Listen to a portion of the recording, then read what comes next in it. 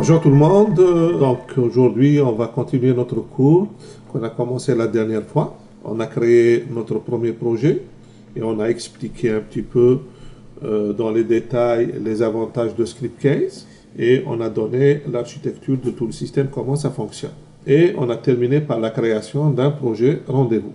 Donc aujourd'hui, on va continuer. Dans un premier temps, on va donc ouvrir le projet.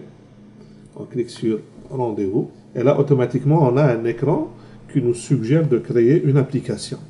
Pour le moment, on n'a pas créé d'application, c'est un peu pour cette raison. On a plusieurs types d'applications, comme je l'ai expliqué la dernière fois. Il y a des rapports, des graphiques, des formulaires, des contrôles, etc. Aujourd'hui, on va se concentrer sur le type formulaire. Alors, les formulaires, en général, ce sont des applications qui nous permettent d'interagir avec une base de données, donc de modifier les données, de les afficher, d'en rajouter, etc. Donc, on va cliquer sur formulaire. Et là, le système nous suggère 4 types de formulaires. Il y a la ligne unique, ligne multiple, rapport éditable et vue rapport éditable. Les 3 derniers concernent donc l'affichage de plusieurs enregistrements ou plusieurs lignes à la fois. Par contre, le premier, il affiche un seul enregistrement à la fois. Pour l'instant, on va utiliser le premier type et on verra plus tard les 3 autres types. Dans un premier temps, on va choisir la connexion. Pour l'instant, on a une seule connexion. Puis, on va aller choisir une table. Pour l'instant, on va choisir la table client. Et automatiquement, un nom de formulaire est généré, forme soulignée client. Bon, bien entendu, si on n'aime pas ce nom, on peut le modifier. Pour l'instant, on va le garder. Le deuxième onglet ici nous donne la liste des champs. Donc, vous voyez, automatiquement, j'ai rapatrié la liste des champs. Dans la première colonne, on a le nom du champ de la base de données. Dans la deuxième colonne, le système a généré un nom d'étiquette. Vous aurez remarqué que le nom, il est entre 2 accolades.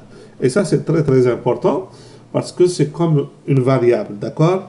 Vous allez voir que on peut la modifier plus tard. Donc ça, c'est la colonne des étiquettes. La troisième colonne, c'est le type de données. Donc le type, bien sûr, il provient de la base de données. Le premier, il est de type nombre, donc c'est le client ID, donc c'est le numéro du client, le nom, l'email, le téléphone, etc. Ils sont tous par défaut de type texte. Les autres informations, on va les étudier au fur et à mesure. Là, maintenant, on va cliquer sur créer. Et automatiquement, le formulaire est créé. Donc, on a notre première application qui s'appelle Form Client. Alors maintenant, cette application, on peut lui faire subir plusieurs choses. D'abord, on peut l'enregistrer. Parce qu'il faut faire attention, l'application, actuellement, elle existe juste sur notre navigateur. Elle n'est pas enregistrée sur le serveur. Donc, on va cliquer sur enregistrer. Donc là, l'application est enregistrée, on ne risque pas de la perdre. La deuxième chose qu'on doit faire éventuellement, c'est générer les sources. Parce que comme vous le savez, au niveau de serveur, ce qui l'intéresse, ce sont des pages écrites en langage PHP. Dans un premier temps, ces programmes ou ces pages ne sont pas générées. La preuve, c'est que si je viens dans Application, je clique sur Code source, ben, la liste est vide, il n'y a rien, il n'y a pas de page web. Donc, la première chose que je vais faire ici, je vais cliquer sur Générer source. Quand je clique sur Générer source, et je reviens ici toujours dans mon formulaire, je clique sur Application, puis Code source, là, on va voir la liste de toutes les pages qui sont générées. Vous remarquerez qu'il ne génère pas une seule page, mais bien plusieurs pages qui sont, bien entendu, interconnectées. Il y a des pages de type HTML, il y a des tables de type PHP, il y a même des textes, des fichiers de type texte, il y a des CSS, donc des feuilles de style, et on peut trouver d'autres types éventuellement, comme du JavaScript, etc. Donc, vous voyez ici, on a généré toutes les pages en PHP. Là, maintenant, on va passer à la troisième étape, on va exécuter l'application. Donc, quand on clique sur Exécuter application, il y a une nouvelle fenêtre ou un nouvel onglet qui sera affiché et on a le résultat de l'exécution de cette application. Comme vous le voyez, c'est un formulaire. Il affiche un seul enregistrement à la fois. Vous avez l'entête automatique avec le mot édition, le nom de la table client. Vous avez la date d'aujourd'hui. Vous avez au niveau de la deuxième ligne une barre d'outils. Vous avez un outil de recherche qui est généré automatiquement. Vous avez un bouton ajouter, un bouton enregistrer, un bouton supprimer, un bouton quitter. Donc ces boutons-là sont générés automatiquement. Le bouton ajouter permet de créer un autre client, un autre enregistrement. Le bouton enregistrer permet d'enregistrer les données modifiées ou créées récemment. Supprimer, ça permet de supprimer l'enregistrement en cours. En bas du formulaire, vous avez un navigateur, c'est pour passer d'un enregistrement à l'autre. Alors, maintenant, on va revenir un petit peu sur Scriptcase et on va voir un petit peu au niveau des options de création de ce formulaire. On va commencer d'abord par l'option SQL ou dans le menu l'outil SQL. Donc là, vous aurez remarqué que le nom de la table il apparaît ici, la connexion apparaît ici, et là vous voyez le client ID qui est le client ID qui est lui-même précédé d'une étoile. Le fait que le client ID est précédé d'une étoile sous-entend que client ID est une clé primaire. Donc on ne peut pas avoir deux clients avec le même client ID. C'est ça le sens, d'accord? Là maintenant, si je vais aller dans modifier les champs, là vous allez voir la liste de tous les champs de la table et surtout l'ordre dans lequel ils sont affichés dans le formulaire. Donc ça commence par client ID, le nom, l'email, téléphone, etc., etc. Donc là par exemple, je peux décider que le SecUsers Login, ça c'est une donnée qui est utilisée pour la sécurité, je ne suis pas obligé de l'afficher, donc je vais la déplacer vers la partie champ pas affiché.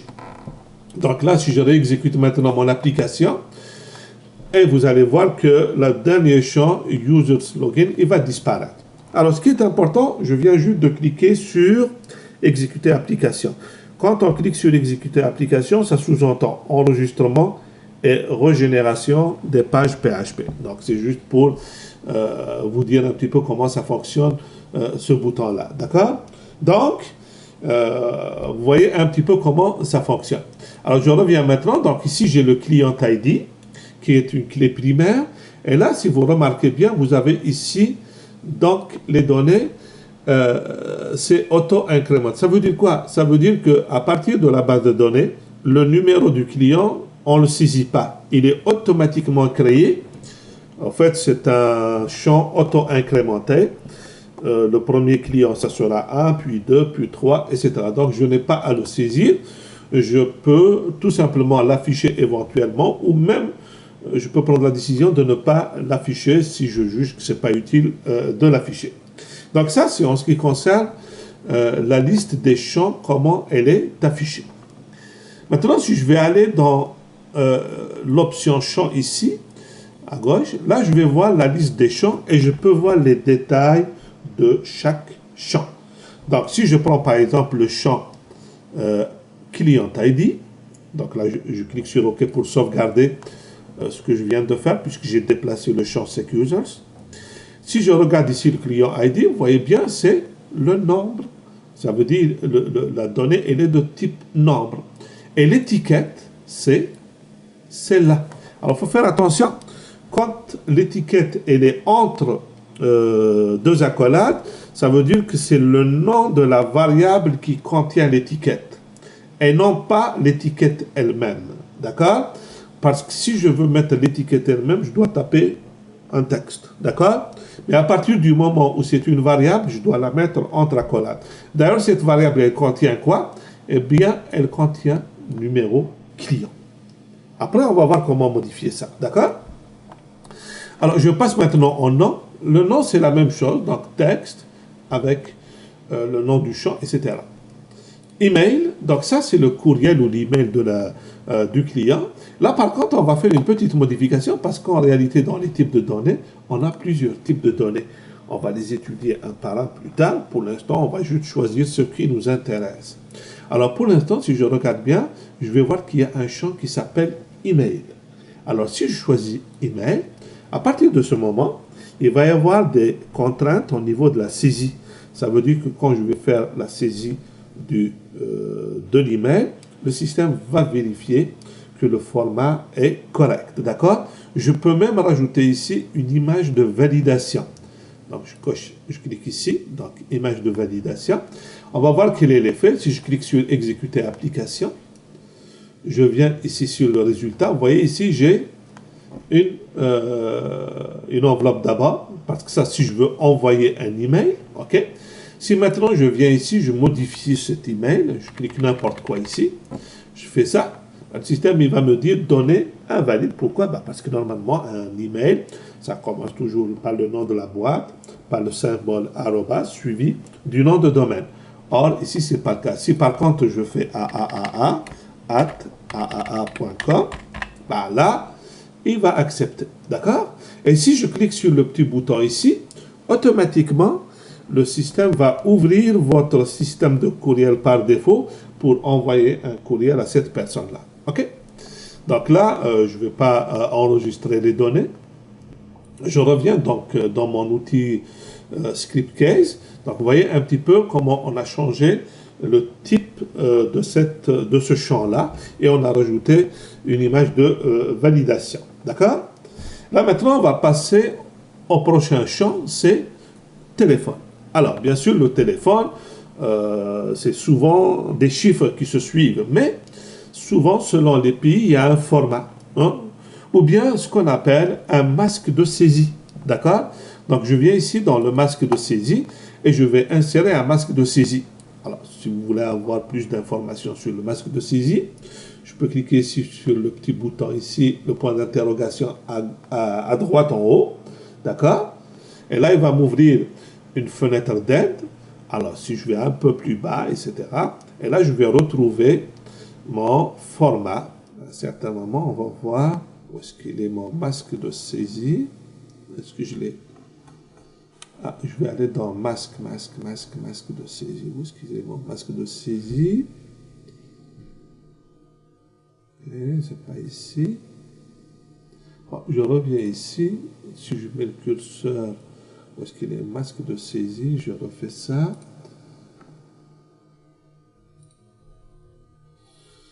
Voilà, il est là le masque de saisie.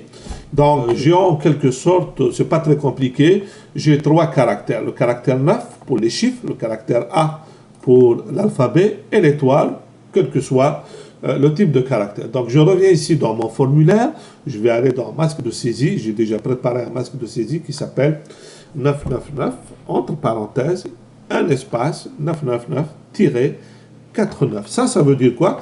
Ça veut dire que le format du numéro de téléphone est le suivant. 3 chiffres, entre parenthèses, un espace, 3 chiffres, 4 chiffres. On va voir le résultat. On clique sur exécuter application. Et là, vous voyez ici le format, comment il est affiché. Vous voyez? Donc, il y a toujours 3 chiffres. Si je fais la saisie d'un note, vous voyez, automatiquement, il va appliquer ce qu'on appelle le masque de saisie. Le prochain champ qu'on va voir, c'est le code postal. Donc, je vais aller dans le code postal, donc le dernier. Après, je vais revenir sur ville, état et pays. Je vais aller dans le code postal. De la même façon, dans le code postal, je vais appliquer un masque d'affichage. Alors, je vais prendre le schéma ou le format des codes postaux au Canada. Alors, en général, les codes postaux commencent toujours par une lettre alphabétique, suivie d'un chiffre, suivi d'une lettre alphabétique, un tiret, un chiffre, une lettre alphabétique, puis un chiffre. Donc ça, c'est le code postal qui est utilisé au Canada. On va voir si je fais exécuter. Si je regarde ici dans le code postal, voilà. Alors si je veux modifier mon code postal, si je tape ici un chiffre, il ne va pas accepter. Si je tape un caractère, il accepte, ainsi de suite. Donc vous voyez comment on peut utiliser un masque de saisie pour limiter les erreurs de saisie. Donc là, on vient de voir le champ email, le champ téléphone à qui on a appliqué un masque de saisie et le champ code postal. Maintenant, on va passer à un autre champ très important, c'est le champ pays. Donc si je reviens un petit peu dans mon formulaire, vous voyez ici le pays, c'est juste un code pays, etc. Nous, ce qu'on veut afficher, c'est une liste de choix. Donc, on va afficher une liste déroulante. Pour cela, donc on vient ici dans type de données et on va changer. Dans type de données, on va aller chercher sélection. D'accord? Donc, on va aller chercher sélection. À partir du moment où on cherche sélection, donc je devrais avoir une liste quelque part de pays. Alors, je vais aller un peu plus bas. Et là, je vais me retrouver dans ce qu'on appelle les paramètres de lookup. Alors, cette liste-là, elle peut être une liste très limitée de quelques éléments. Dans ce cas, je peux la saisir directement ici.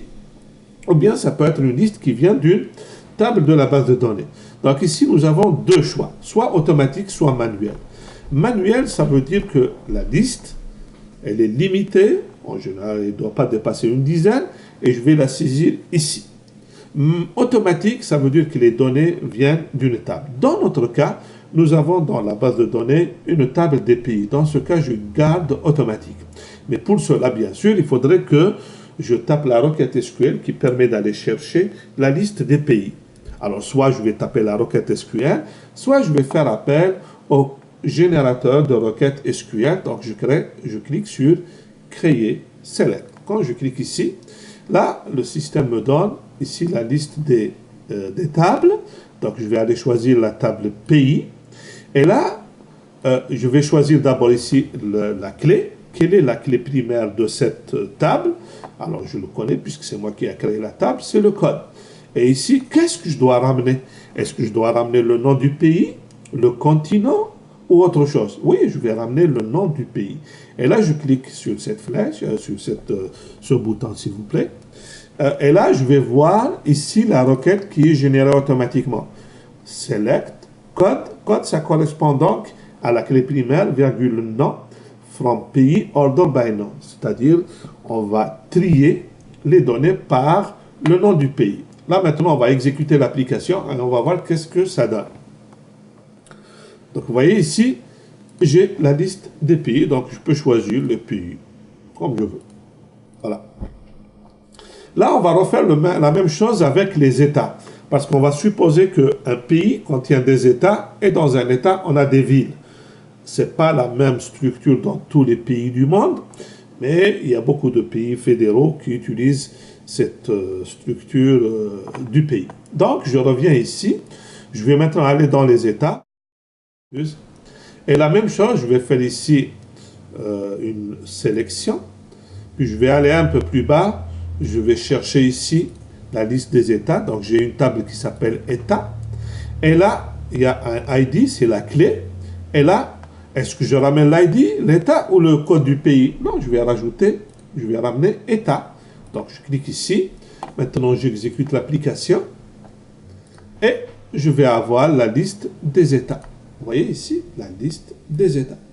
Alors, bien sûr, il y a un petit problème parce que si je choisis, par exemple, un pays comme, par exemple, si je prends le Canada, ok, Canada, il est là. Et je vais aller dans la liste des États, je vais voir qu'il y a tous les États du monde. Moi, je voudrais afficher juste les États du Canada. Ça, c'est le premier point qu'on va régler.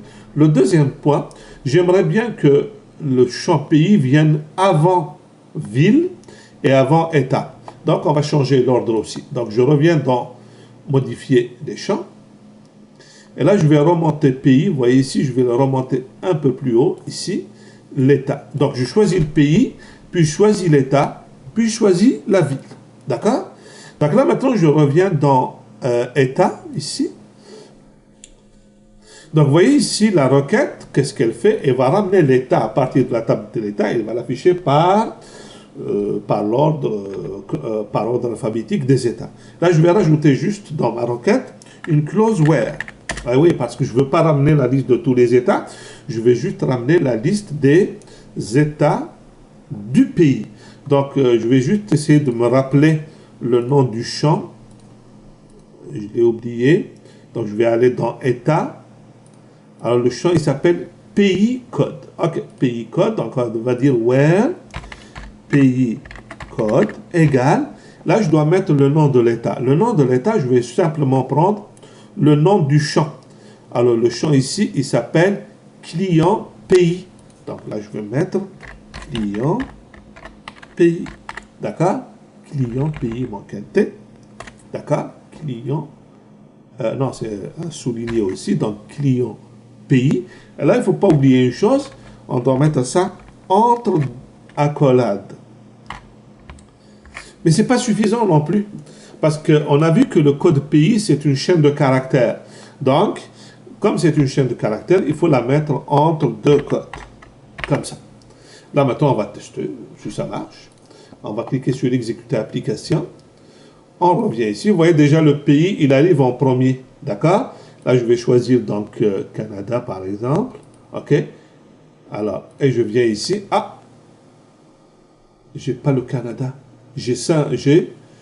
En fait, si je réaffiche le formulaire, la première fois, c'est la Bolivie. Vous voyez, le pays, c'est la Bolivie. Il m'a bien affiché la Bolivie. Il m'a affiché les États de la Bolivie. Sauf que quand je change, quand je mets Canada, bah, la liste ne change pas. Pourquoi? Bah, parce que le formulaire est déjà affiché. Donc, il faudrait que quand je change le pays, il faudrait que je fasse appel pour changer l'état. Et pour cela, on utilise la technologie Ajax. Alors, je vais juste répéter un petit peu c'est quoi la technologie Ajax. En général, quand une page web s'affiche, si je veux que les données de la page changent parce que les données au niveau du serveur ont changé, ben, je dois tout simplement réactualiser la page. Hein. Donc, si je suis là, je peux cliquer ici, ça va actualiser la page.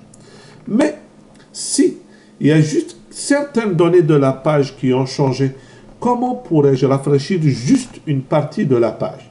Et c'est là qu'on introduit ou qu'on utilise la technologie Ajax. Donc, si je reviens ici dans Pays, d'accord, hein, je reviens dans la page, dans le champ Pays. Si je regarde un peu plus bas, je vais voir ici qu'il y a Traitement Ajax. Et là, je vais dire que je vais programmer l'événement onChange. onChange, ça veut dire quoi? Ça veut dire que si je change le pays, il faudrait que la liste des États change automatiquement. Donc, je vais cocher cette case. Et vous voyez ici, j'ai client État. D'accord? Donc, je vais cliquer sur On. Là, ça veut dire quoi? Ça veut dire que quand le pays est modifié, eh ben, la liste des États sera automatiquement réactualisée.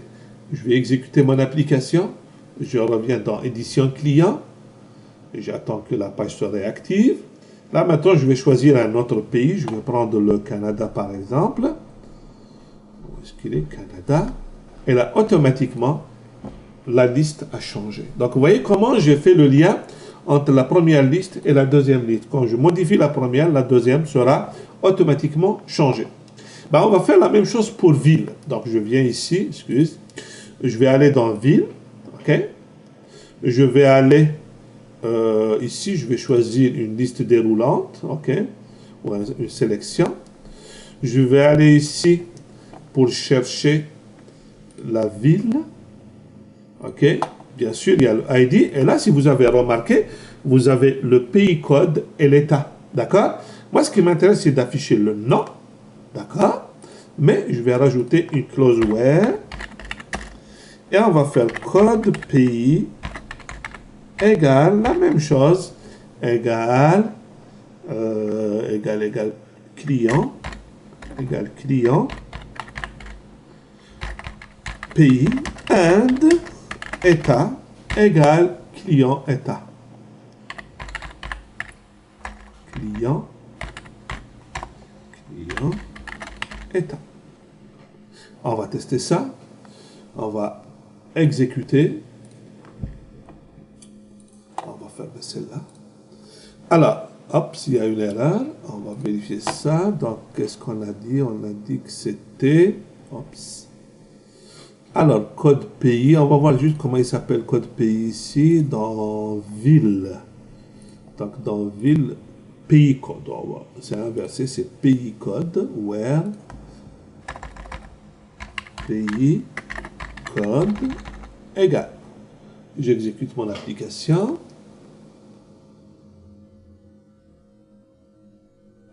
Alors, client état, il y a encore une autre erreur. Client, ah oui, client état, il faut que je le mette entre crochet. Client, et puis il y a même un petit souligné que j'ai oublié. Voilà. Client état. Voilà, comme ça. Alors, on va voir le résultat. Et voilà. Alors, est-ce que j'ai des villes? J'ai pas de ville, donc il y a encore un petit détail à vérifier. Client pays, Inde, État. Alors, je vais vérifier pour... Bon, alors l'erreur est ici, donc il fallait que je mette ici des accolades. Si je ne mets pas d'accolade, il va chercher une ville qui est dans un pays qui s'appelle client pays. Or ça n'existe pas. Donc je clique sur exécuter application et j'ai ici la ville qui s'affiche. Ok. Donc là, si je choisis un autre pays, je vais prendre le Canada par exemple. Donc Canada ici, voilà. Je vais choisir une autre, Québec par exemple. Là, ça ne change pas. Et ça, vous savez pourquoi? Parce qu'il faut aller dans Pays, d'accord? Et aller ici et cocher cette case et dire, si jamais je change de pays, il faut recharger ville. Et on fait la même chose pour État. On va dire, si on change d'État, vous voyez ici, on va aller là, on va dire, si on change l'État, il faut aussi recharger la ville. Il ne faut pas cocher pays, d'accord? Parce que ça n'a pas de sens, d'accord? Donc, là maintenant, j'exécute l'application, je reviens ici, et voilà. Donc, si je choisis un autre pays,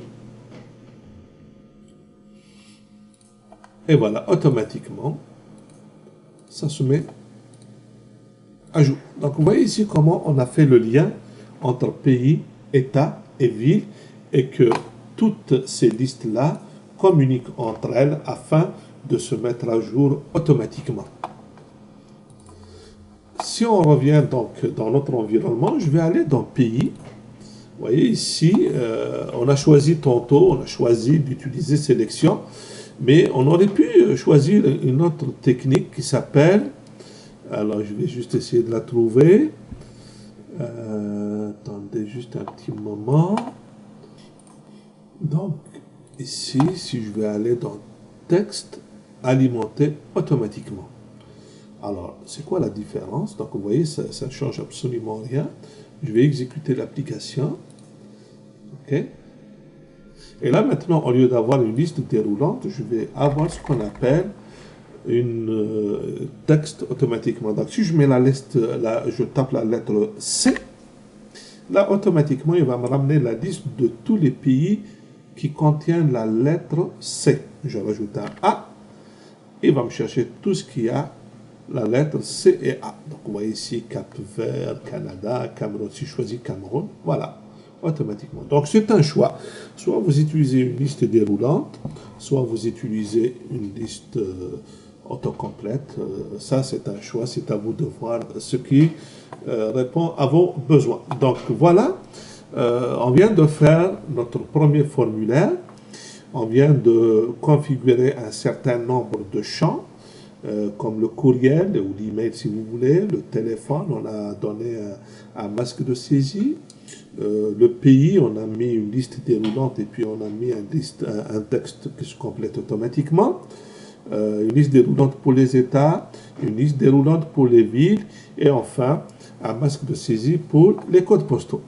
Alors maintenant, on va passer à une autre chose, c'est le dictionnaire des données.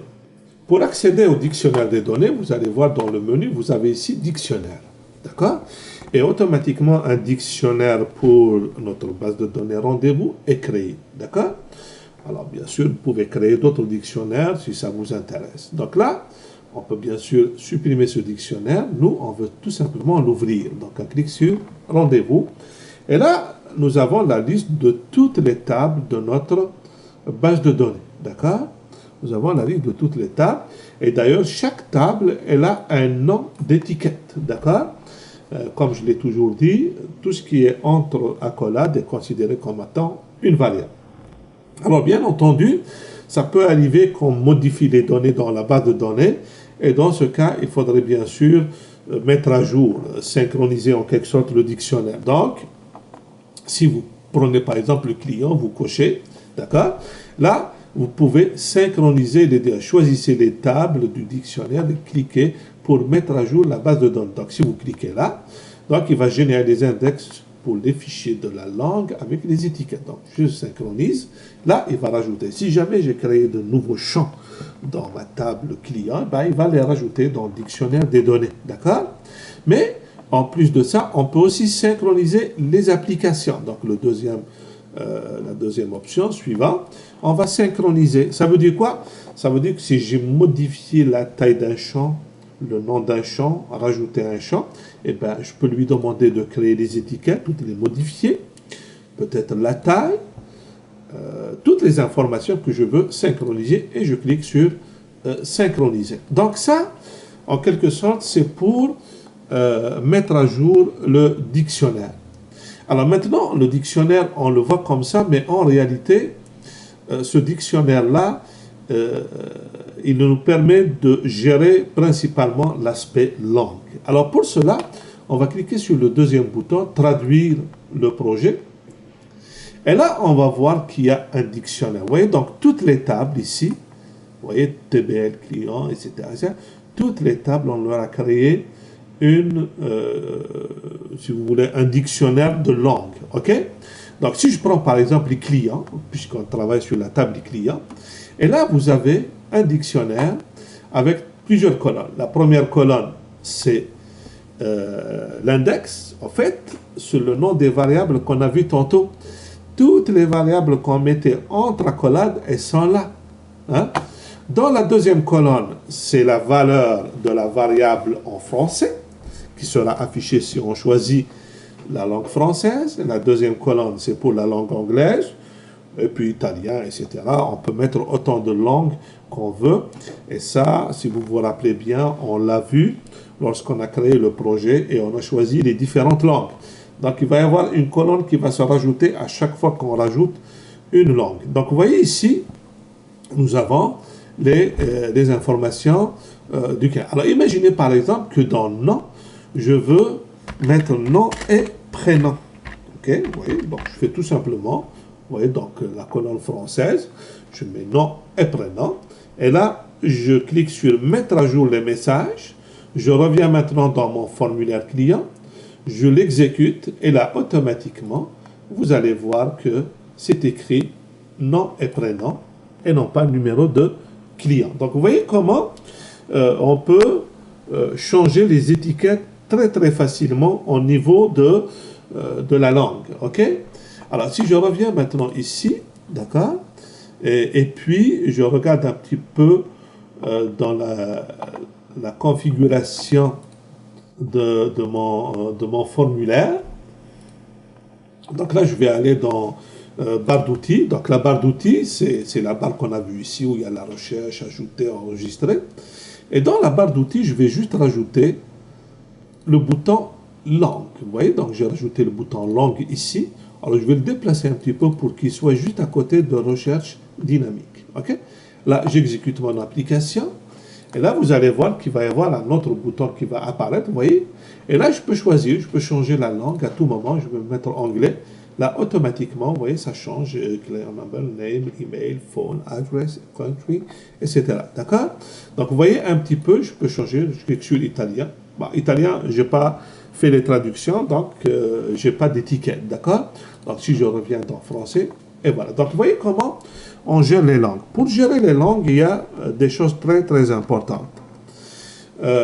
D'abord, il faut gérer le dictionnaire des données avec l'aspect traduction langue. Donc, toutes les étiquettes de la base de données, de table, vous allez les traduire dans les différentes langues. D'accord? Ça, c'est le premier point. Deuxième point. En ce qui concerne les boutons de script case, ils sont automatiquement traduits. Donc, vous voyez, add new, save, delete. D'accord? Si maintenant vous avez des champs à l'intérieur, je ne sais pas, par exemple, la liste des villes, si je vais aller dans, je vais changer de pays, je vais aller par exemple dans Canada, ok? Et là, je vais voir ici, je vais aller dans Ontario ou bien Québec. Tiens, on reste dans Québec. Et bien, par exemple, Montréal, en anglais, ça s'écrit sans accent. Donc, si je suis dans ce cas-là, eh ben, je suis obligé dans mes tables de créer les versions de toutes les langues, d'accord? il faut créer la version, ça veut dire que dans la table des villes, par exemple, il faut créer une colonne, le nom en anglais, le nom en français. Et en fonction de ça, on peut donc afficher le nom de la ville en fonction de la langue qu'on a choisie. Donc voilà un petit peu ce que je voulais dire à propos du dictionnaire. On va certainement revenir plusieurs fois au niveau du dictionnaire. Bon, maintenant on va passer à une autre étape. En fait, ce qu'on va faire, on va créer une nouvelle application. Alors pour cela, on va cliquer tout simplement ici, nouvelle application. Alors cette fois-ci, je ne vais pas créer une application de type formulaire, mais je vais créer une application de type rapport. Donc l'objectif, c'est tout simplement d'afficher un rapport. L'objectif, ce ne sera pas de modifier les données, mais tout simplement de consulter des données. On va utiliser la même table, c'est-à-dire la table client. Donc automatiquement, j'ai ici le nom de l'application Grid client. Grid qui veut dire grille en quelque sorte. Et là, j'ai la requête SQL. Hein. Donc ici, il me génère automatiquement une requête SQL qui me donne la liste de tous les champs de la table. Et ici, le nombre d'éléments sélectionnés, en fait, le nombre de lignes. Donc par défaut, la grille va m'afficher à la fois 10 lignes. D'accord? Donc là, sans tarder, on va créer notre application. Et comme d'habitude, on va l'exécuter. Alors je répète que quand on exécute l'application, ça sous-entend on l'enregistre et on génère le code PHP. On clique sur exécuter l'application. Et là, on revient ici. Et là, on a notre application. Donc vous voyez un petit peu, on a des colonnes, on a le numéro du client, le nom, l'email, le téléphone, l'adresse et ville. Alors ce qui est très important, c'est que les colonnes, l'entête des colonnes est utilisée à partir, bien entendu, du dictionnaire qu'on a vu tantôt. Alors, bien entendu, vous voyez ici le nom de la ville, il apparaît, mais on n'a pas le pays, on n'a pas l'État. Alors, c'est pour cette raison, on va aller dans modifier les champs. Et là, vous voyez, donc le système a décidé de lui-même d'afficher juste le client ID, le nom, l'email, le phone, etc. Donc, il n'a pas affiché tous les champs. Et c'est là qu'on va intervenir pour décider nous-mêmes de la liste des champs qu'on va afficher. Donc, alors, on va rajouter l'État. Okay, on va le mettre juste avant la ville. Le pays. Donc, vous voyez, le pays, l'État, la ville. On va rajouter le code postal. D'accord? Et puis, qu'est-ce qu'on peut faire encore? Voilà, ça peut suffire comme ça pour l'instant. On va exécuter. Et là, et voilà. Donc là, on a plus de champs. D'accord? Là, maintenant, on va prendre les champs un par un. Alors, la première colonne ici, la première colonne, ben, c'est une colonne, quand je clique dessus, ça me donne les détails en quelque sorte. En fait, c'est comme si j'affiche la ligne sous forme d'un formulaire. D'accord? Donc ça, c'est un peu une forme d'affichage. Alors, si je reviens dans configuration ici, je peux éliminer cette colonne, juste un petit moment. Je peux éliminer cette colonne parce que vous voyez ici dans module de rapport, donc la configuration du rapport, on a la recherche, on a le rapport, on a le détail, on a le résumé, on a le graphique. On va dire que pour l'instant, je n'ai pas besoin de détail, je n'ai pas besoin de résumé, je n'ai pas besoin de graphique. D'accord? Donc si j'exécute maintenant l'application, vous allez voir que cette colonne, elle va disparaître. Hein? Elle va disparaître. On va continuer maintenant la liste des champs. Alors, pour l'instant, on va laisser le client ID, c'est le numéro du client. Le nom, c'est correct. Ça, c'est l'email. Donc là, on va spécifier, on va dire ça, c'est email. Alors, regardez maintenant quand on exécute l'application. D'accord? Donc, vous voyez maintenant, c'est devenu des liens cliquables. Ça veut dire que si je clique dessus, le système va m'ouvrir notre logiciel par défaut pour envoyer et recevoir des courriels. Ça peut être Outlook, ça peut être mail, etc. On continue, faux. Alors, la même chose ici, on va appliquer ce qu'on appelle un masque d'affichage. Alors, faites la différence. Il y a une différence entre un masque d'affichage et un masque de saisie. Un masque de saisie, il contrôle les valeurs qu'on va saisir. Un masque d'affichage, c'est juste donner un format d'affichage. Donc, on peut utiliser le AAAA. Alors, tirer A. OK. Exécuter l'application. On revient ici. Vous allez voir que maintenant le téléphone va s'afficher correctement. Alors, bien entendu, la deuxième personne, il a... Attendez, je pense que je me suis trompé. Qu'est-ce que je viens de faire? Ah non, c'est XXX, puisque c'est pas un masque de saisie, c'est juste pour afficher les données correctement. Alors, on va vérifier. Peut-être je me suis trompé encore une autre fois. Voilà. Donc, vous voyez un petit peu, le deuxième numéro, il est trop grand. Donc il ne rentre pas dans le format, d'accord? Il faudrait peut-être le modifier après et l'arranger. Autrement, si le code, le téléphone est correct, il va se caler automatiquement dans le format. Alors, dans le pays, c'est la même chose. Vous voyez, ici, je vois les codes pays, je fais la même chose. Donc, je vais aller dans pays.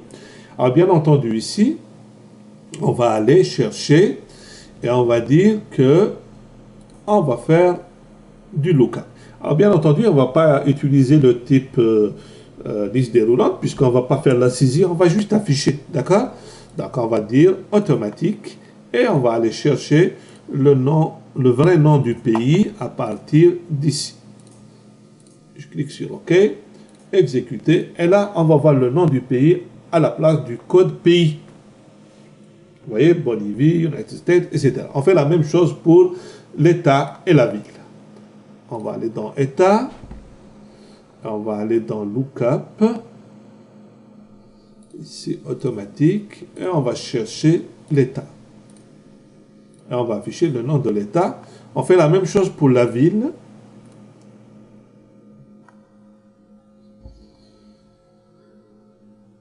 La même chose pour la ville, donc. On va aller chercher la ville ici. Le nom de la ville, parfait. Et on va profiter de l'occasion pour le code postal. On va l'afficher selon le même masque de saisie. Alors, le format, il est là. D'accord? Et on va exécuter l'application. Et vous allez voir que maintenant, les données sont correctement affichées. Donc, vous voyez, on a l'email cliquable, on a le téléphone selon le format, on a l'adresse, on a le pays, on a la ville et on a le code postal. Alors bien sûr, des fois ça ne correspond pas parce qu'au niveau de la saisie, ça n'a pas été bien fait. D'accord? Alors on revient ici, on va exécuter notre formulaire client. OK? On revient à formulaire client. Je vais exécuter. OK? Et je vais essayer de mettre des données correctes. Donc ici, je vais mettre Canada par exemple. Canada, Alberta. J'enregistre. OK? Je passe au suivant, puisqu'il affiche les 4 premiers, ou les 5 premiers, je ne sais plus. Alors, donc là, nous sommes au suivant.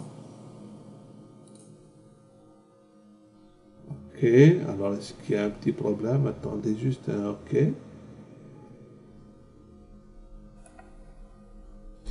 On va passer donc à la deuxième personne. Donc là, je suis au premier. Je vais juste changer les données ici. On va prendre Québec.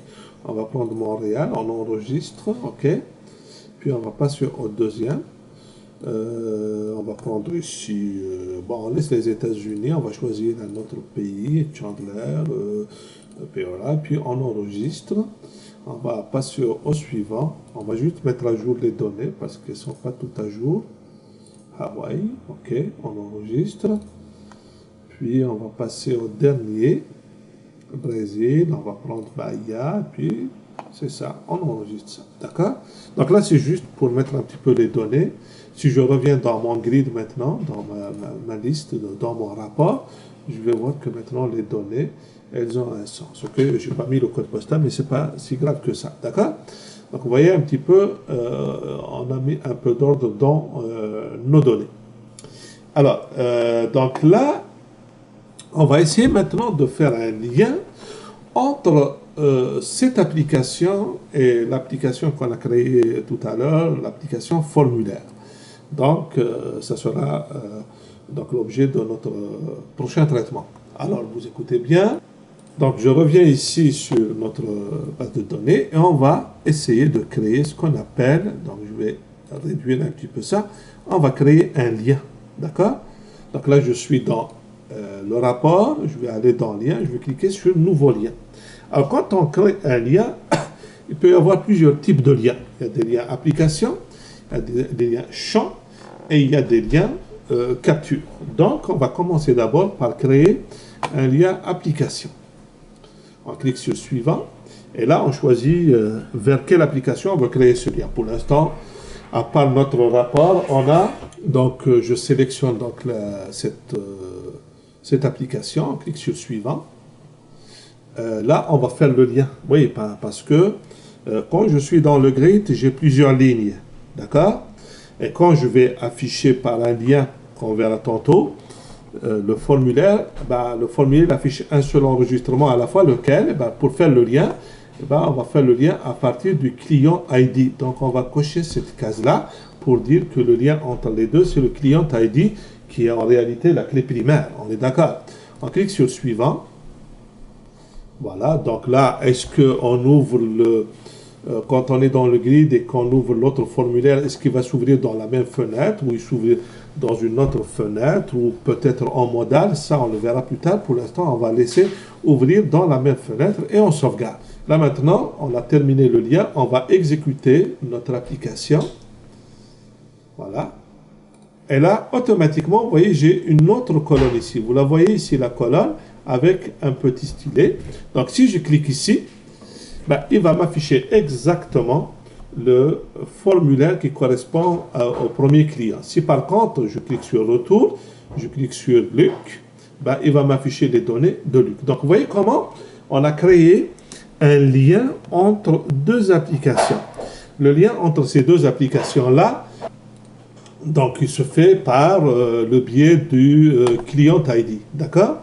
Donc, voilà comment on vient de créer un nouveau lien. Maintenant, on va créer un deuxième type de lien dans lequel on va utiliser une autre technique. On va utiliser donc, on va créer un nouveau lien, mais cette fois-ci, on va utiliser un champ. D'accord? Et là, le champ, ça sera le champ non. Hein? Donc là, on va créer un autre lien en utilisant le type champ. Tantôt, on a utilisé le type application. Maintenant, on va utiliser champ. Et dans les champs, je vais choisir le nom du client. Suivant. On va toujours se connecter au même formulaire. On n'a pas le choix. Suivant.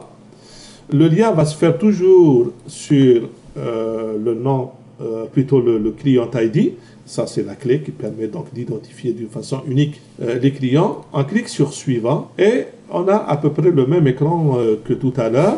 Et on va choisir ouvrir dans la même fenêtre et on sauvegarde. Là maintenant, on va tester, on va voir qu'est-ce que ça donne ce nouveau lien. On clique sur exécuter l'application. On se retrouve dans l'application. Et là maintenant, vous avez remarqué que la colonne nom est devenue cliquable. Donc si je clique sur le nom de la personne, il va ouvrir son dossier. Je clique sur Luc, il va ouvrir le dossier de Luc. Donc vous comprenez un petit peu comment on a créé deux types de liens entre les deux applications. Le premier type, c'est le type application.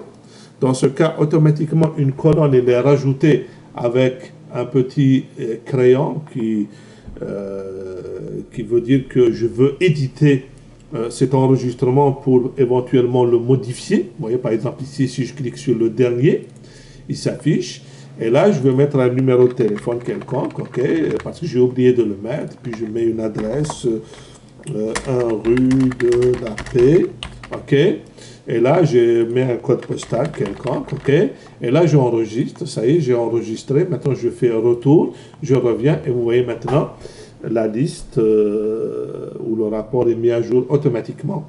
Mais j'aurais pu le faire en cliquant sur l'autre lien. Donc, vous voyez, il y a deux façons pour l'instant, parce qu'il y en a d'autres, qui permettent de faire le lien entre une grille, un grid et le formulaire. Donc, nous venons de créer deux formulaires et on a fait le lien entre ces deux formulaires.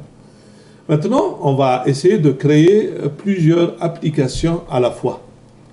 Alors, je m'excuse, ce n'était pas deux formulaires, c'était deux applications. Okay?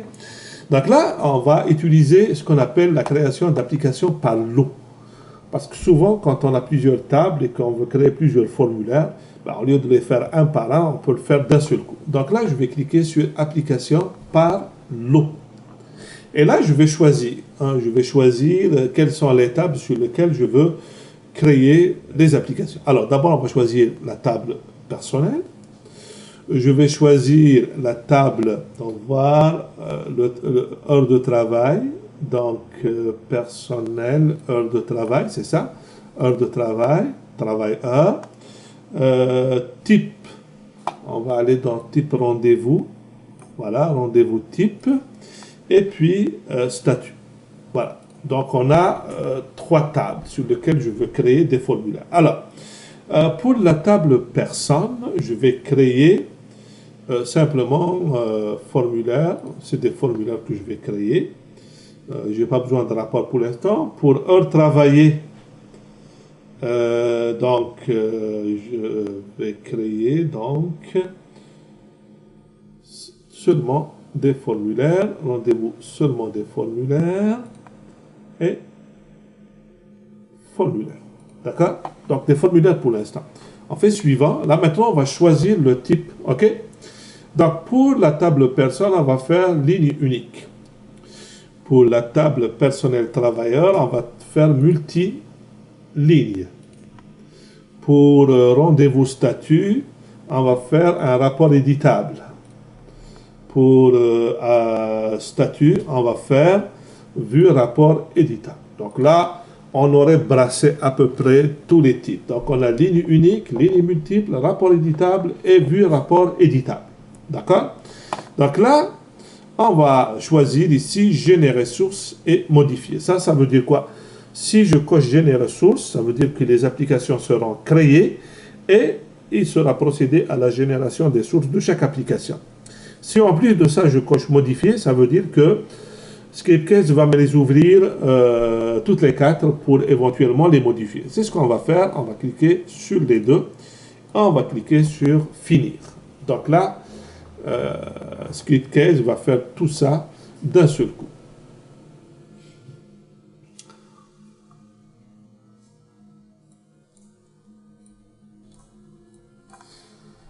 Voilà, donc là, on va aller dans le formulaire personnel. Ok, ça c'est le premier formulaire. Vous voyez, il a été déjà créé. On va exécuter pour voir de quoi il s'agit exactement. Et voilà, donc on a le personnel ID, on a le personnel nom, le courriel, le téléphone et le sécuriseur logué. D'accord?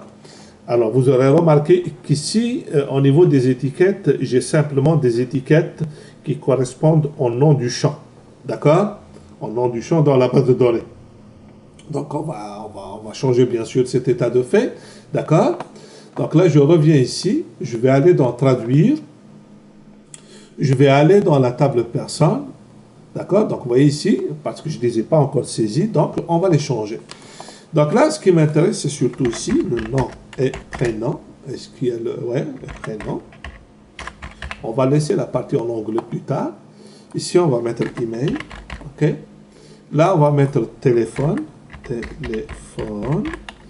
Et là, ça, on le laisse, puisque de toute façon, on n'en aura pas besoin. On va même l'éliminer. On ne va pas le voir. Là, maintenant, je vais revenir dans mon formulaire personne. Je vais aller modifier les champs. Et je vais dire, sécuriseur, je n'ai pas besoin de le voir. Et puis, je vais exécuter mon application. Et vous allez voir que maintenant, ça a changé. On a le personnel ID, le nom, prénom, email et le téléphone. Là, maintenant, on va faire une chose très, très importante. On va créer ce qu'on appelle un formulaire méthode détail. Alors, pour cela, on revient dans Scriptcase.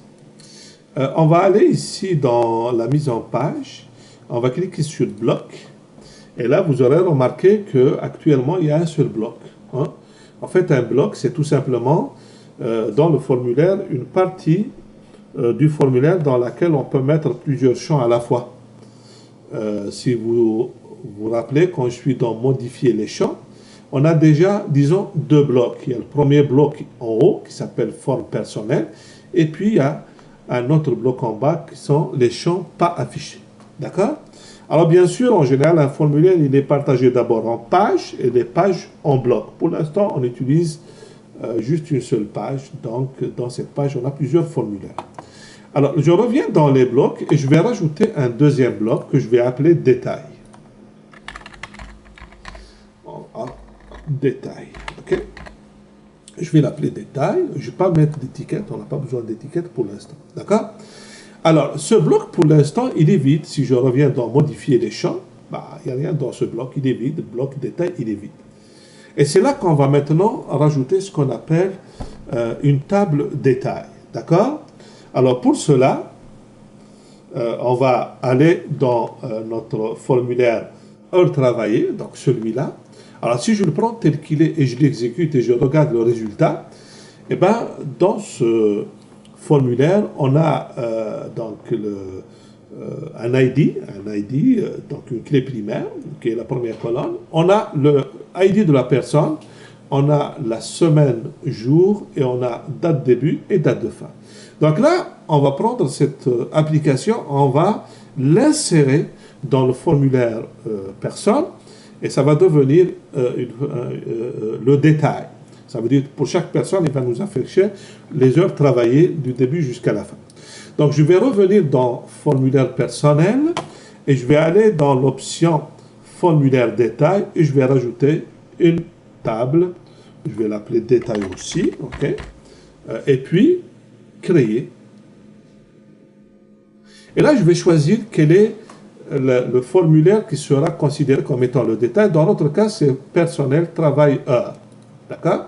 Suivant. Alors, bien sûr, il doit y avoir un lien entre les deux. Et le lien, bien sûr, c'est personnel ID. Alors, il faut faire très attention. Ça ne peut pas être personnel travailleur ID. Parce que ça, c'est juste une clé primaire dans la table travail heure.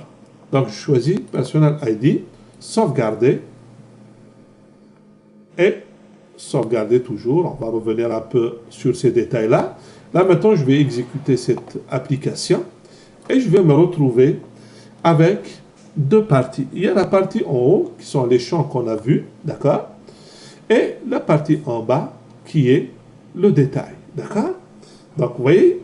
Alors, ce qui est important, c'est que si j'avance, je vais avoir une autre personne, et bien, les champs vont automatiquement changer. Vous voyez ici? Là, j'ai toujours la colonne personnel ID qui correspond. Alors, on va nettoyer un petit peu tout ça, d'accord? Donc là, je vais revenir ici. D'abord, dans forme personnel ID, forme personnel travail heure, je vais aller dans les champs. Alors, je vais dire que celui-là, je n'ai pas besoin de le voir. Vous voyez, celui-là, je le mets ici. Je n'ai pas besoin de voir. Et je dirais même, je n'ai pas besoin de voir celui-là. Là, je vais régénérer. Là, je ne vais pas exécuter, juste régénérer. Je reviens ici, je vais réactiver ou recharger. Vous voyez, donc ici, j'ai simplement trois colonnes. La colonne semaine-jour, début et fin heure. OK? Je reviens ici, je vais aller dans forme personnelle, je vais aller dans les blocs. Et là, dans les blocs, je vais demander de ne pas afficher le titre du bloc. Vous allez comprendre tout de suite pourquoi je ne l'affiche pas. Parce que ça m'éviterait d'avoir cet espace-là inutile. Vous voyez, là maintenant, ça s'aligne encore mieux. Donc, vous voyez ici, j'ai en haut le nom, prénom, email, téléphone. Je peux même enlever le personnel ID. On n'a pas besoin du personnel ID, on va le cacher.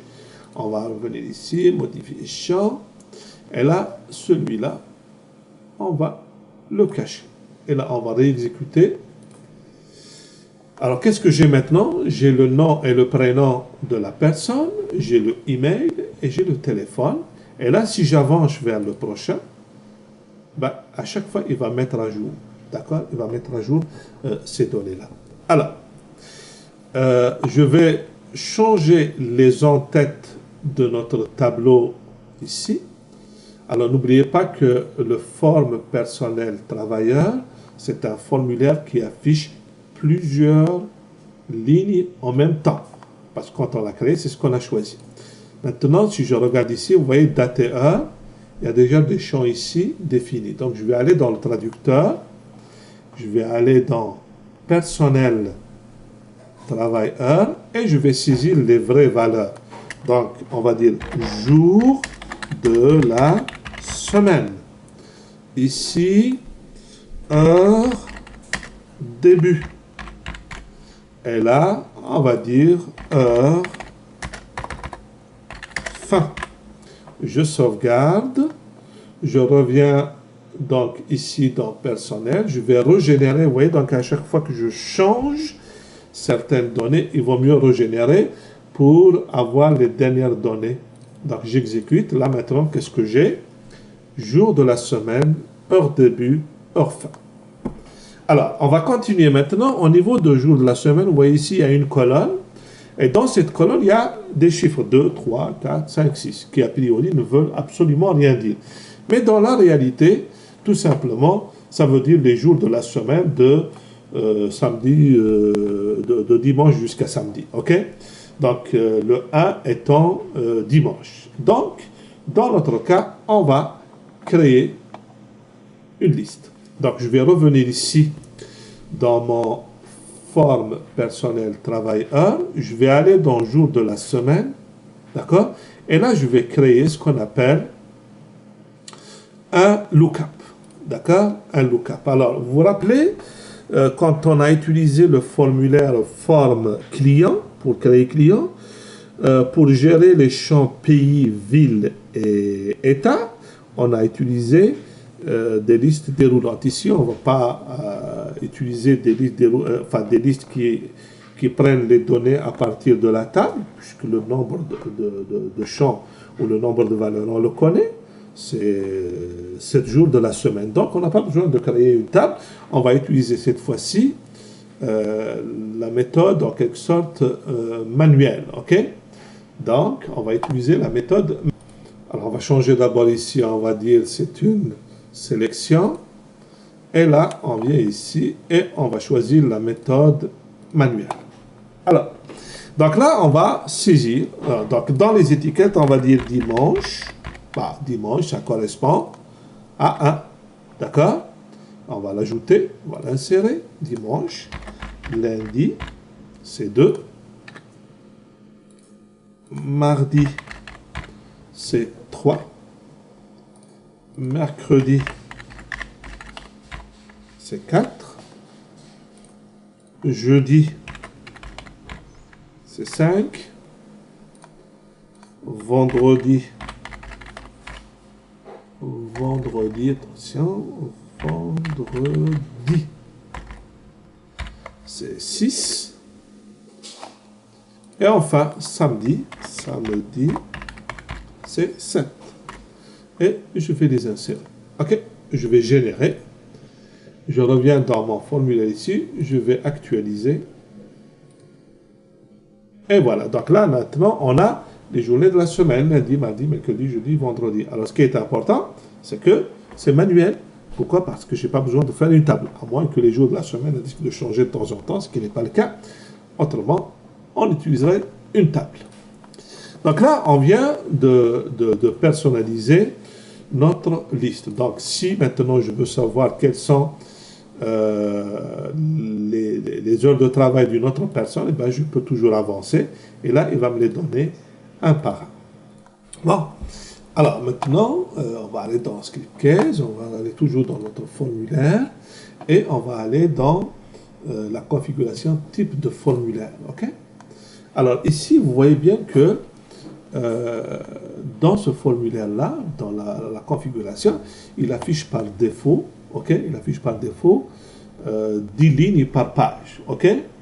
10 lignes par page, 10 lignes par page aussi, et lignes par insertion 10. Là, on va changer, on va mettre 5. Pourquoi? Ben parce que si jamais on rajoute une autre personne, OK? Une autre personne, et qu'on veut lui programmer ses heures de travail, eh ben on les fait par semaine. En fait, par 5 jours de la semaine, puisqu'on est censé ne pas travailler samedi et dimanche. Donc, je mets ici 5. Ça, d'un côté. De l'autre côté, maintenant, on va passer à une autre étape très, très importante qui demande en quelque sorte un peu de connaissance. Je vais vous parler maintenant des événements. Parce qu'un formulaire, qui est un ensemble de pages web, quand il sera généré, quand un utilisateur, à partir de son poste de travail, le demande en cliquant sur un lien, il va se passer plusieurs étapes.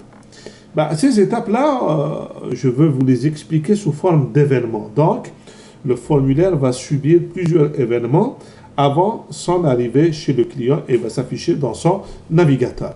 Alors, pour voir la liste des événements que va subir notre formulaire, il suffit d'aller ici dans événements. Donc ici, vous avez la liste, elle n'est pas mal longue, ok? La liste, elle est assez longue, la liste des événements. On a en application init, en navigation, etc. On ne va pas tous les étudier, on va voir juste quelques événements. On va commencer d'abord par les événements, par l'événement onload. Alors, l'événement onload, c'est un événement, donc là, je dois enregistrer, je clique sur OK.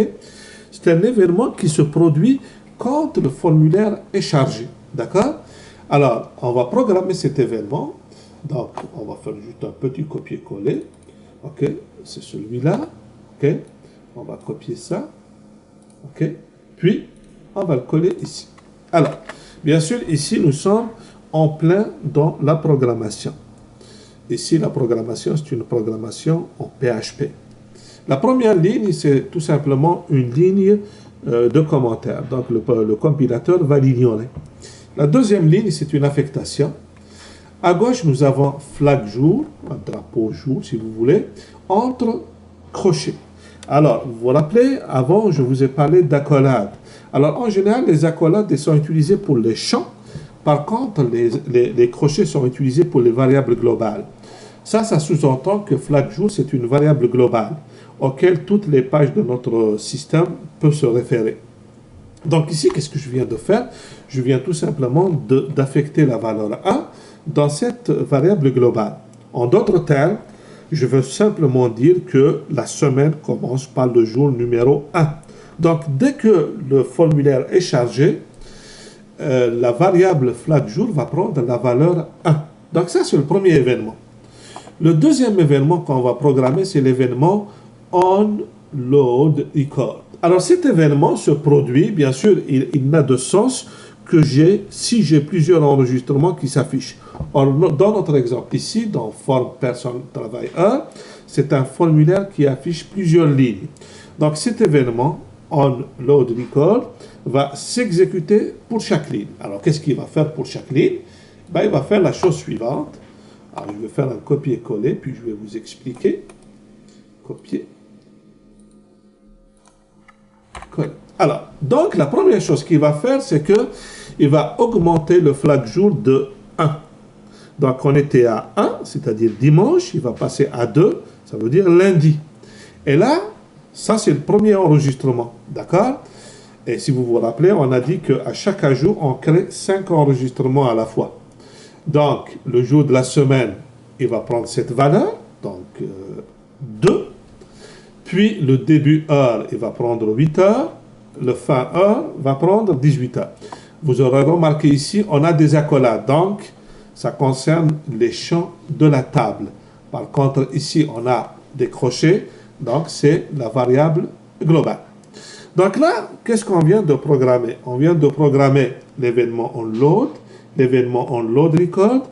L'événement onload va initialiser la variable globale flag jour à 1 et l'événement load record va augmenter à chaque enregistrement la valeur flag jour de 1 et à chaque fois, il va mettre à jour le nom de jour de la semaine, donc lundi, mardi, mercredi, jeudi jusqu'à samedi, et il va donner les valeurs à début heure et fin heure, d'accord?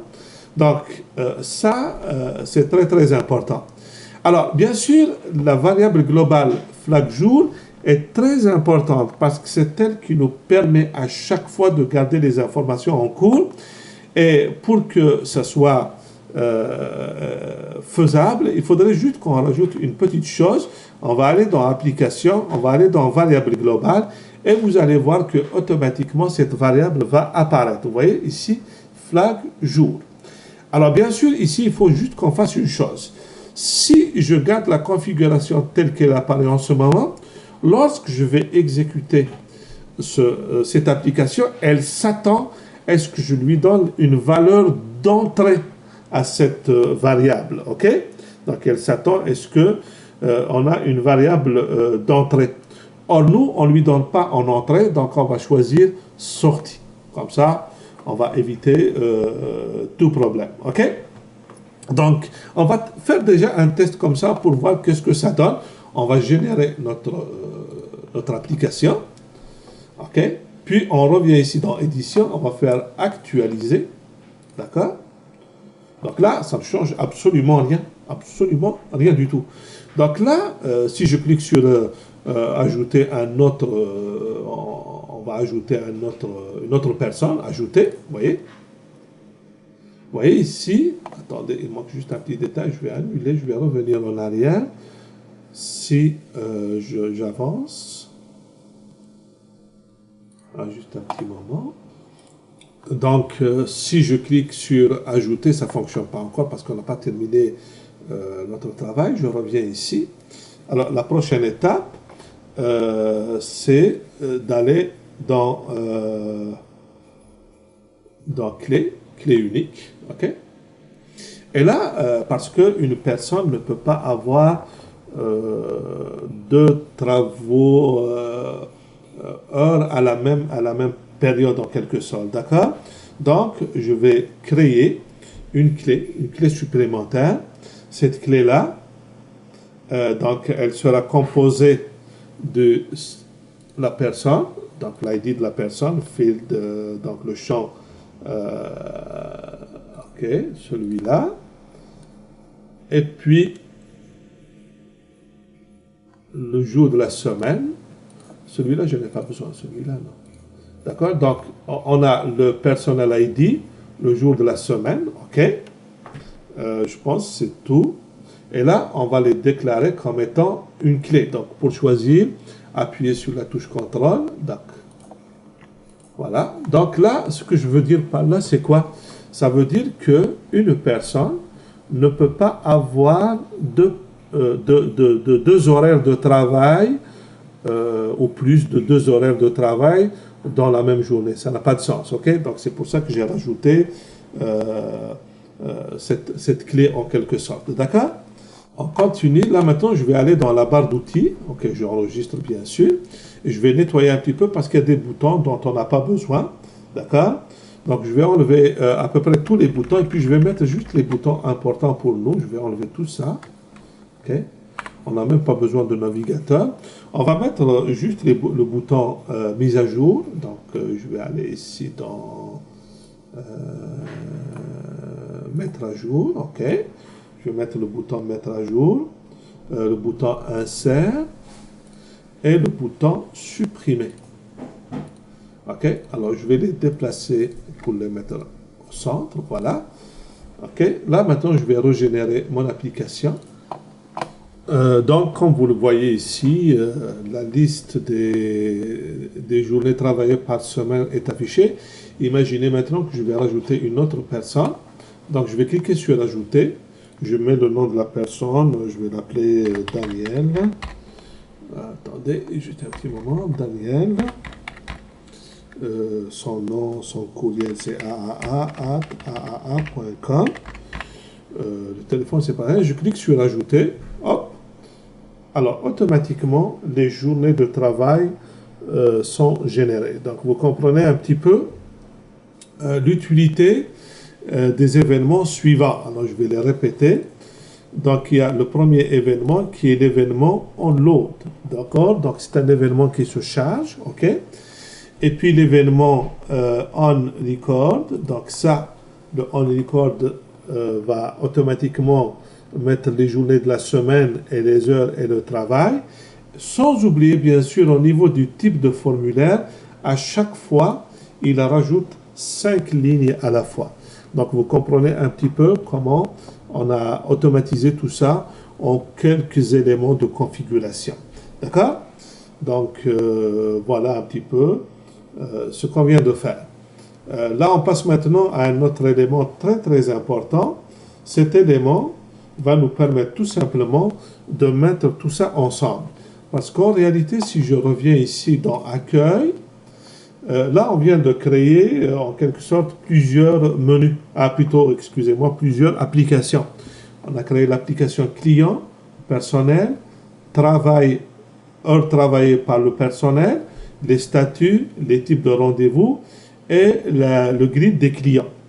Alors, bien entendu, si on a des dizaines, voire des centaines d'applications, on ne peut pas les laisser comme ça. Alors, pour organiser tout ce monde-là, ben, on va utiliser un menu. En quelque sorte, c'est comme si vous allez dans un restaurant, ben, on va vous donner un menu et vous faites vos choix. C'est exactement la même chose qu'on va faire ici. Donc, on va créer un menu dans lequel on va insérer ben, des boutons ou des options pour toutes ces applications-là. Alors, donc on va aller dans Nouvelle application. OK? On va aller dans Nouvelle application. Et cette fois-ci, on va créer une application menu. Alors bien sûr, l'application menu n'a pas besoin de table pour fonctionner. C'est une application autonome. Elle permet tout simplement de créer une sorte d'arborescence afin de naviguer dans les différentes applications. Voilà, donc on va laisser le nom menu par défaut, d'accord? On va cliquer sur créer. Donc là, on va voir ici, la première configuration, c'est de créer des options, d'accord? C'est de créer des options. Donc la première chose qu'on va faire, c'est que on va créer un ensemble d'options ici qui permettent de choisir l'application qu'on va exécuter en premier. On va créer donc la première option, on va l'appeler client. Ok, donc ça, c'est l'option qu'on va voir. Là maintenant, le lien, on va cliquer ici, on va choisir grid client. D'accord? Puis on va choisir une note, on va l'appeler personnel. Oups. Personnel, voilà, personnel, il est là. D'accord? Et puis, on va cliquer sur le bouton, on va choisir ici personnel. Parfait. Donc là, on vient de rajouter juste deux options. On pourrait rajouter une autre option standard qu'on va appeler quitter. Alors, cette option, elle permet tout simplement de quitter. Donc, je peux choisir ici quitter. Donc, je ne mets aucune application. On va juste quitter. Alors maintenant, on va exécuter notre application. OK. Et là, vous voyez ici, j'ai plusieurs options. Alors, si je clique sur client, il va m'afficher ma liste de clients. Bien sûr, à l'intérieur, je peux cliquer sur marque. Et là, je vais voir le formulaire de marque. Je peux aussi cliquer sur personnel. Et là, j'ai la liste du personnel avec éventuellement les heures de travail. D'accord? Alors, vous remarquez ici, il a créé des onglets automatiquement. Ben, je peux dire non, je n'ai pas besoin de ces onglets. Je clique sur configuration dans mon application menu. Je vais aller un peu plus bas. Je vais dire ouvrir les éléments par onglet. Je vais dire non. D'accord? Ça, c'est la première chose. Et puis, je peux aussi choisir par défaut d'afficher une application dès le démarrage. Et je vais demander l'application client. En d'autres termes, quand j'exécute mon application, menu, elle va m'afficher automatiquement la liste des clients. D'accord? Plutôt, non, je préfère, je me suis trompé, je préfère la liste des, pas des clients, des, attendez voir, clients, le grid qu'on a utilisé, grid, voilà, c'est ce que je voulais. Parce que ça n'a pas de sens. Alors, je vais réexécuter, je reviens ici, et automatiquement, il va m'afficher la liste, en non pas un seul client à la fois. D'accord? Et là, si je clique sur personnel, je suis dans personnel. Si je clique sur quitter, l'application s'arrête. Alors, je reviens toujours donc dans mon application ici, dans les menus ici. Alors, vous remarquerez ici, dans client, j'ai écrit le mot client. Alors, ce que je vais faire dans l'application menu, je vais afficher automatiquement en haut une barre de langue. D'accord? Sélectionner la langue. Donc là, quand j'exécute, je reviens ici, plutôt ici, là. Vous voyez, ici, j'ai à gauche, ici, français, français.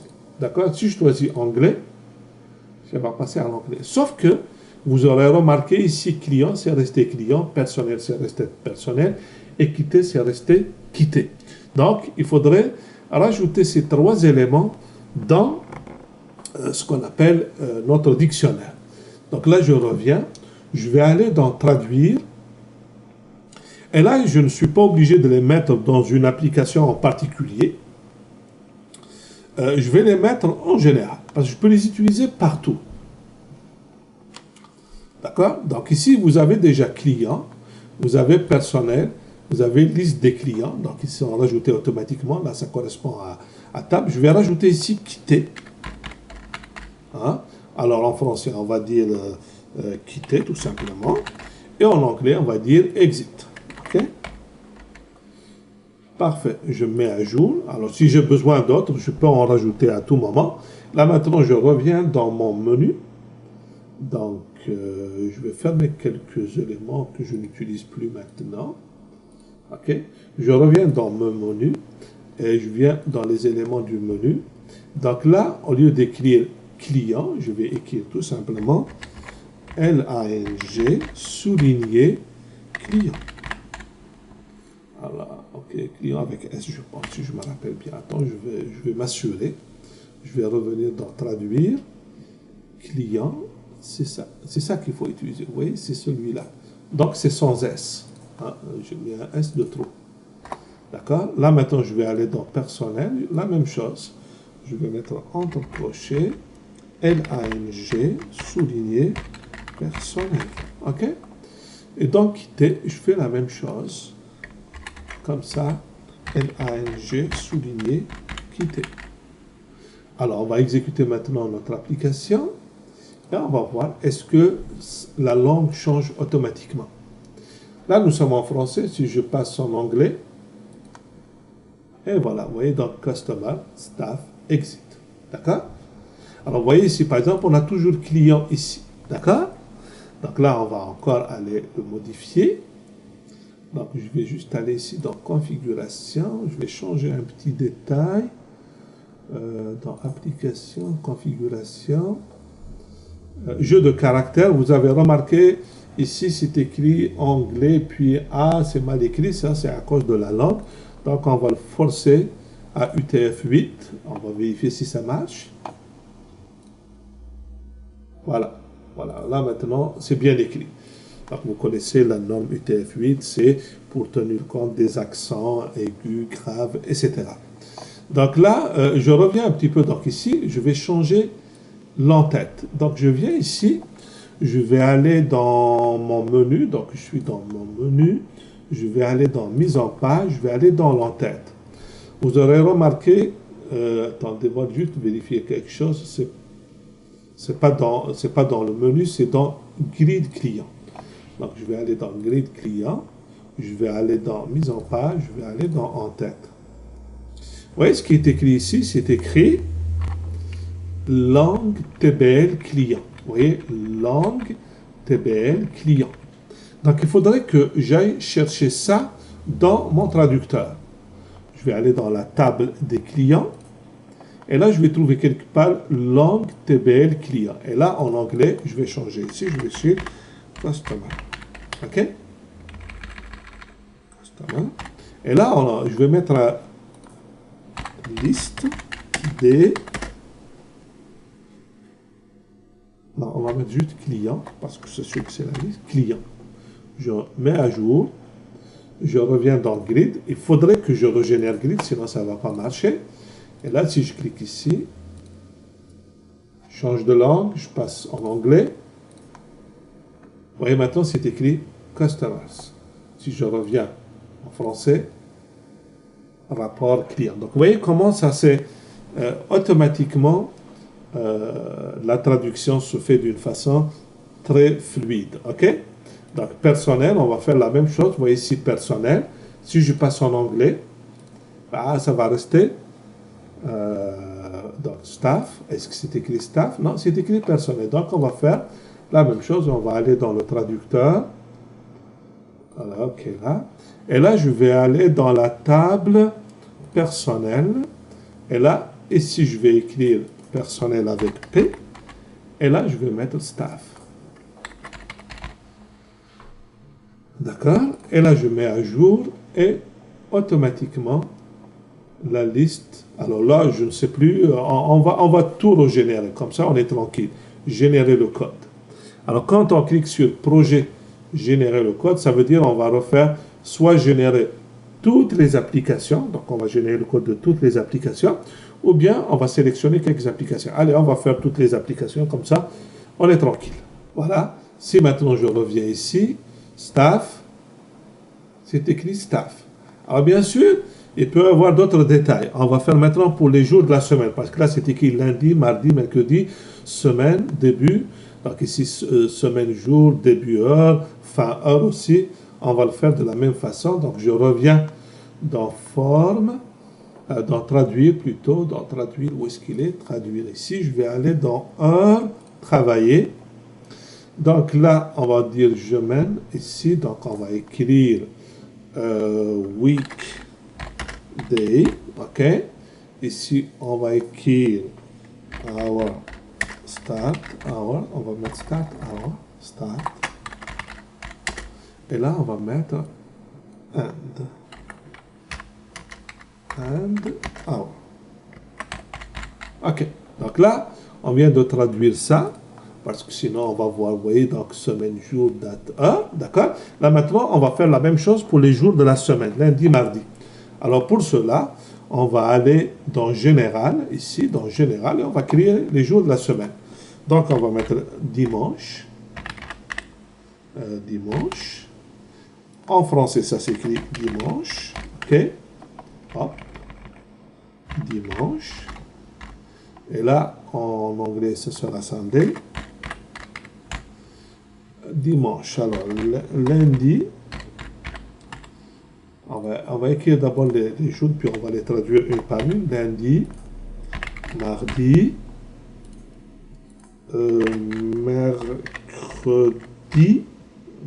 mercredi,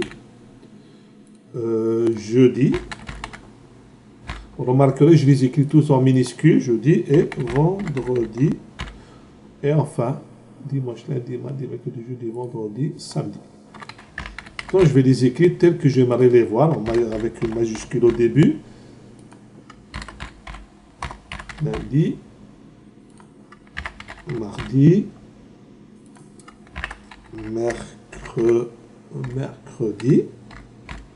mercredi, jeudi, vendredi, et ici, samedi. Samedi. On va les écrire en anglais, donc Monday, Tuesday, Wednesday,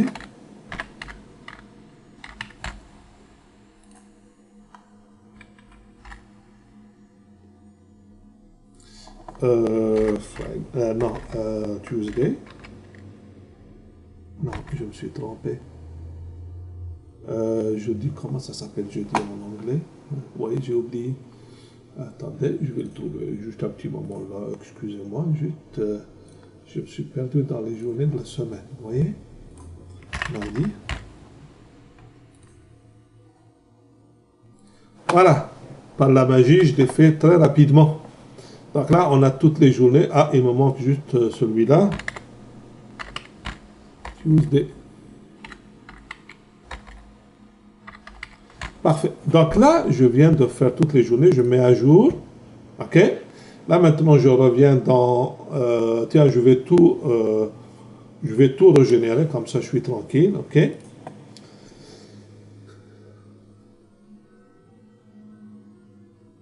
Je reviens ici. Je vais juste réactualiser. Voilà, normalement, tout est correct. Si je vais aller dans Staff. Ah, c'est pas changé. Oui, c'est normal, ça n'a pas changé. Ici, ça a changé. Il faut que je change personnel name. Alors, c'est pas terminé encore. Je reviens dans Forme, heure travail. Je vais aller dans les champs. Je vais aller jours de la semaine. Vous vous rappellerez, on a fait ici une liste. Donc, au lieu de mettre dimanche, là maintenant, je vais changer ça. Il faut que je mette le nom du champ, c'est-à-dire L-A-N-G souligné dimanche.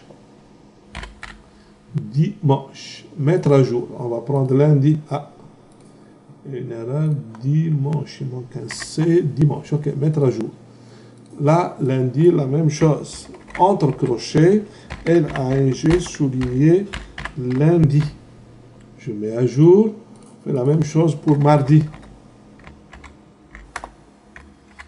Donc, L-A-N-G souligné mardi. Je mets à jour. Hop. Mercredi. Donc là, la même chose. On va faire L-A-N-G souligné mercredi.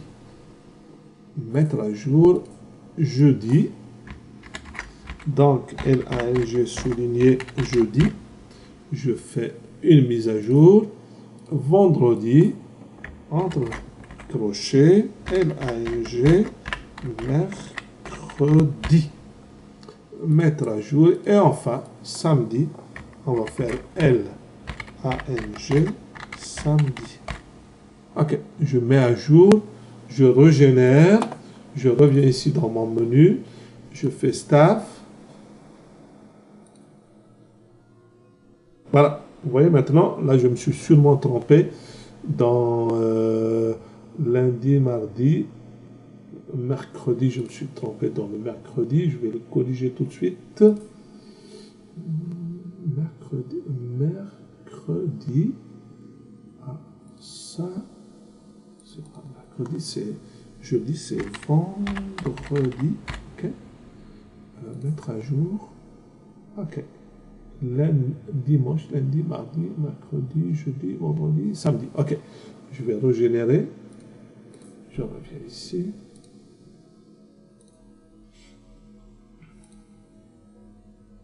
Ok, donc il manque juste mercredi. Je reviens ici.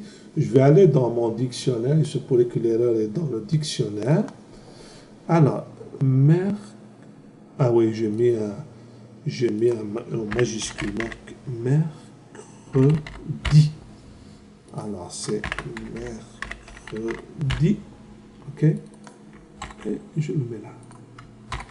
Ok. Je mets à jour. Et celui-là, je n'en ai plus besoin. Celui-là, je le supprime. Et je reprends maintenant mise à jour. Je corrige ça. Je régénère. Je reviens. Staff.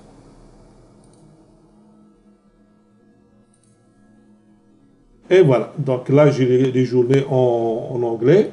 Je passe en français. Personnel.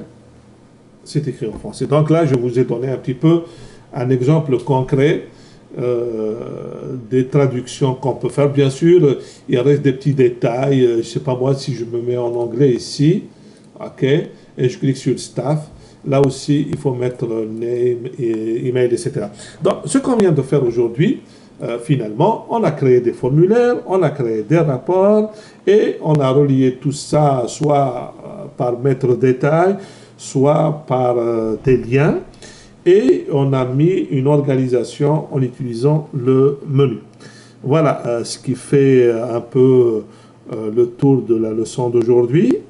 Et ben maintenant, je vous invite à prendre note de toutes vos questions et de passer au prochain cours. Voilà, merci beaucoup, je vous remercie beaucoup de votre attention et à la prochaine. Merci.